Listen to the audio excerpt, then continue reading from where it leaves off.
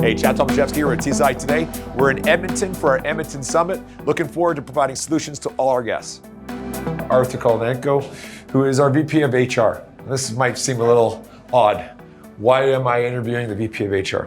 One of the most difficult things that we do every day is finding more people to be involved in technology. Arthur, you're at the forefront of this for us. I know it's quite difficult. If we think about the last 5 roles that you've recruited for in terms of technology, what were they? Mostly it's a lot of younger skilled positions we're trying to recruit for. A lot of what we're finding is a lot of the older guard, are kind of leaving the industry and there's a massive hole to fill. So really the biggest focus for us right now is getting the next up and comers and the younger generation interested in the industry and interested in technology and getting into it.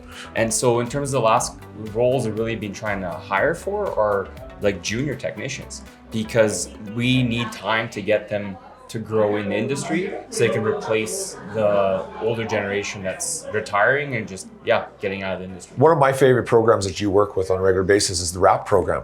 Can you talk a little bit about the RAP program and how we utilize that? Yeah, so RAP is I'm trying to get this correct, the Rural Apprenticeship Training Program. I guess it's kind of really, it's with local high schools in every major city that we're trying to work with to get students, high school students actually interested in the industry, interested in technology, and actually working with us in a co-op capacity where they actually come in for up to 2 months on a paid internship to understand the industry, and really it's to grow the next generation. So I read an article the other day that says there's a little over 100,000 people unemployed in Canada. A very big chunk of them are young people. So if you got a young person that really hasn't got any experience but wants to jump into technology, is there opportunities for them? Through the high schools, yeah. So there's actually another program we work with quite a bit called the Careers NextGen. And it's the same kind of idea. A RAP program really is industry specific. So they're really focused on trades.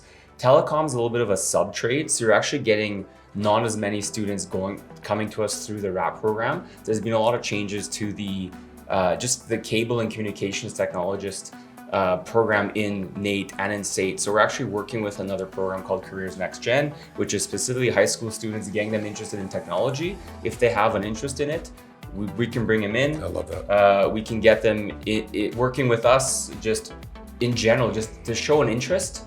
And then from that interest, it can grow. And so we're actually working with that program quite a bit in Edmonton and Calgary and Fort McMurray. If people wanted today to see what roles we have currently available, where would they go?